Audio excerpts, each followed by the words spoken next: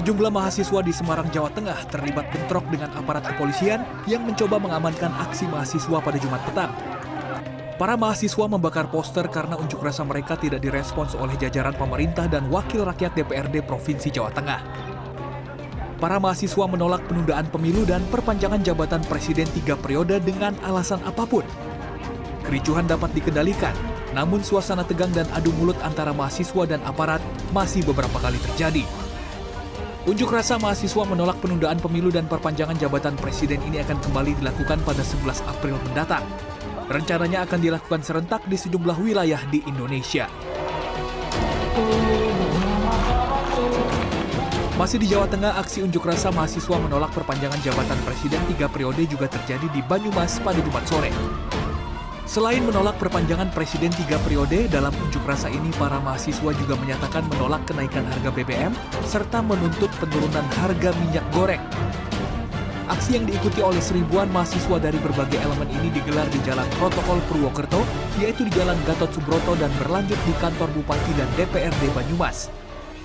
Setelah menggelar orasi hampir 1 jam, perwakilan mahasiswa ini membubarkan diri usai diterima oleh Bupati Banyumas. Tak hanya di Jawa Tengah, aksi unjuk rasa dengan tuntutan yang sama juga terjadi di Jawa Barat pada Jumat sore. Ratusan massa gabungan dari berbagai organisasi mahasiswa di Tasikmalaya masuk ke gedung DPRD Kota Tasikmalaya dan menduduki ruang paripurna. Kericuhan terjadi ketika massa aksi yang berusaha mengejar Ketua DPRD Tasikmalaya dihalangi aparat kepolisian. Selain menduduki gedung dewan, massa juga membakar ban dan sejumlah fasilitas gedung serta memblokir jalan hingga akses masuk kendaraan ke kota Tasikmalaya sempat tertutup. Setelah hampir 3 jam menduduki gedung dewan, massa aksi pun membubarkan diri. Masih di Jawa Barat, aksi unjuk rasa mahasiswa juga terjadi di Bogor pada Jumat sore. Kericuhan unjuk rasa yang berlangsung di depan Istana Bogor terjadi setelah massa terlibat saling dorong dan baku hantam dengan petugas Dalmas. Bentrokan dapat diredam setelah sejumlah orang yang dianggap provokator ditangkap. Mahasiswa membubarkan diri setelah perwakilan staf Istana Kepresidenan datang menemui mereka. Rencananya aksi serentak Aliansi Mahasiswa Indonesia akan terus digulirkan hingga 3 hari ke depan.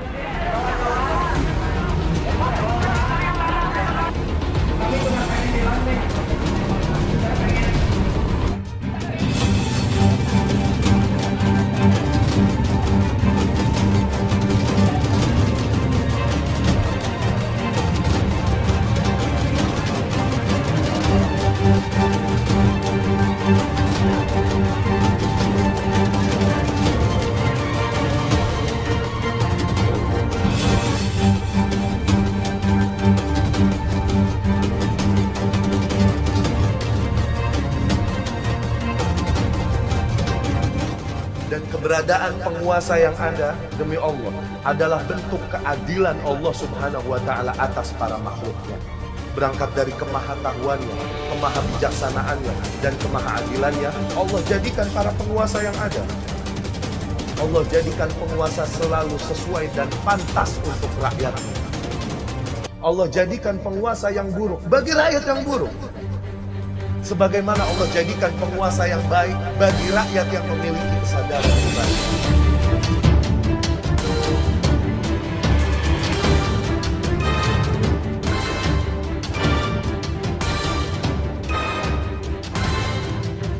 Allah jadikan pemimpin dan penguasa yang ada sebagai cerminan mental rakyatnya. Buruk rakyat tersebut, maka hanya akan muncul pemimpin-pemimpin yang buruk pada mereka. Maka jangan salahkan pemimpinmu, salahkan dirimu.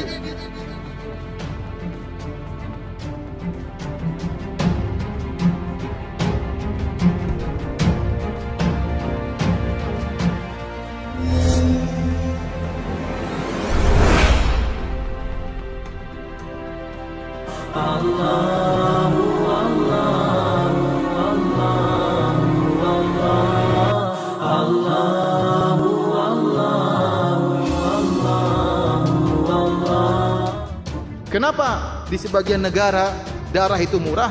Karena mereka tahu kalau mereka bunuh, mereka tidak akan dibunuh. Paling di penjara, kemudian dia begal orang lain, dia bunuh orangnya, dia ambil motornya, dia tidak akan dibunuh.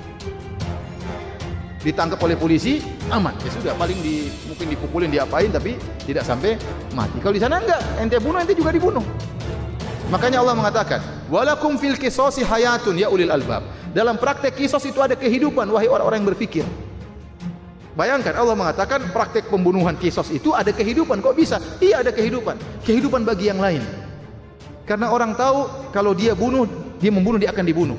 Meskipun orang ini dibunuh, tapi menjadi pelajaran bagi yang lain dan benar-benar akan memunculkan kehidupan. Makanya di sana berkelahi aja nggak ada, apalagi sampai bunuh-bunuhan. Jarang sekali kita dengar.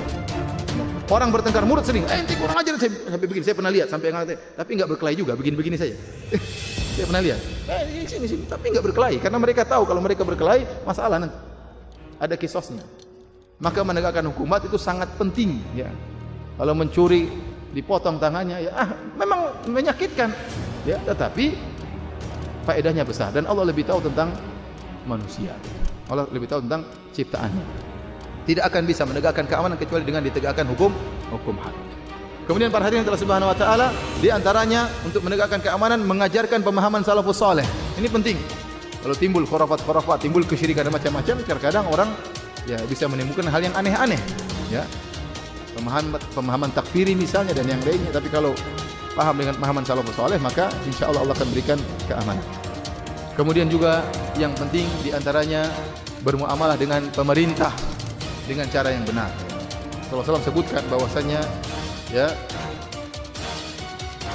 saya kunu ba'di apa namanya atharatan alaikum, ya, akan datang setelahku, ya, athar itu artinya muncul pemimpin-pemimpin yang hanya memikirkan kantongnya sendiri, ya. Dia ingin menyenangkan dirinya, mengorbankan masyarakat. Akan muncul orang seperti itu. Kata Rasulullah SAW, isbiru hatta alqani alal haud. Maka bersabarlah kalian sampai kalian bertemu dengan aku di mana? Di telagaku. Dan banyak hadis-hadis menyuruh kita untuk bersabar dengan pemerintah yang zalim. Bukan berarti bersabar pasrah, tidak. Kita mendoakan, kita berusaha mendakwahi barang siapa yang punya kemampuan untuk sampai kepada pemerintah. Kalau ada pemerintah yang zalim, kalau ada pemerintah yang adil, kita syukuri, kita dukung. Kalau ada pemerintah yang zalim, maka kita berusaha dakwahi, ya. Dan itu cara yang diajarkan oleh Nabi sallallahu alaihi wasallam. Dan ingat, tidak boleh memberontak kepada pemerintah yang zalim. Ini harga mati. Ini harga mati. Tidak boleh memberontak kepada pemerintah yang zalim. Karena ini pemikiran Khawarij. Dalam buku-buku, ya, Ahlus Sunnah wal Jamaah, bahkan dalam buku-buku Maqalatul Islamiyin, buku-buku tentang kutubul maqalat, kitab-kitab yang berbicara tentang firqah-firqah, seperti kitab Maqalatul Islamiyin karangan Abu Hasan Al-Asy'ari, seperti kitab Al-Farqu Bainal Firaq karangan Abdul Qahir Al-Baghdadi, seperti kitab Al-Fasl, ya, karangan Ibnu Hazm Al-Andalusi, kemudian juga kitab Al-Milal wa Nihal Asy-Syahristani. Semuanya menjelaskan di antara ciri-ciri khusus orang-orang Khawarij adalah memberontak terhadap pemerintah yang zalim. Ingat, ya, memberontak terhadap pemerintah yang zalim. Kalau Anda menasihati, silakan nasihati dengan cara yang baik, tapi jangan sampai berpikiran mengajak masyarakat untuk revolusi. Enggak boleh. Dan Anda tidak boleh menunggu ungkapan-ungkapan seperti itu, enggak boleh. Enggak boleh. Ada batasannya. Anda nasihati silakan, Anda datangi silakan, Anda tegur silakan. Ente bisa datang ketemu langsung tegur, bagus. Datang langsung kepada orangnya ditegur, ini paling baik. Afdhalul jihad kalimatul haq indal sultanil jair. Jihad yang paling afdal adalah perkataan yang benar di hadapan pemerintah yang apa? Zalim. Datangi langsung sampaikan. Tapi kalau sampai berpikiran untuk berevolusi, ya, memberontak, maka ini pemikiran Khawarij. Jangan sampai Anda mendukung pemikiran tersebut, kemudian akan terjadi apa yang terjadi di negara kita, ya. Oleh karenanya, menasihati pun ada batasannya, tidak boleh berlebih-lebihan sampai mengajak orang untuk memberontak. Kalau kita melanggar sunnah Nabi dalam bermuamalah terhadap pemerintah yang zalim, maka bisa jadi keamanan akan dihilangkan, dicabut oleh Allah Subhanahu wa taala. Ya akhi, kita mungkin orang, ya, jengkel. Semua orang jengkel juga kalau ada suatu kezaliman. Semua orang jengkel. Tapi Anda punya aturan. Bagaimana berhadapan dengan pemerintah yang zalim, itu ada aturannya dalam buku-buku akidah Ahlussunnah wal Jamaah. Nabi SAW yang menyuruh Anda untuk salat, Nabi yang menyuruh Anda untuk puasa, Nabi yang menyuruh Anda untuk berhaji, Nabi juga yang menyuruh Anda untuk bersabar, tidak boleh memberontak kepada pemerintah yang zalim. Dan jangan dengarkan syubhat-syubhat orang-orang yang ingin meragukan akan hal ini. Saya katakan tidak boleh memberontak kepada pemerintah yang zalim. Yang muslim ini harga mati. Barang siapa yang melanggar khawatir terjerumus dalam pemikiran apa? Khawarij, ya. Jangan sampai Anda ikut membantu baik perkataan maupun tulisan membantu kemudian mengalirnya darah-darah kaum muslimin di negeri kita sebagaimana yang terjadi di negara-negara yang lain, ya.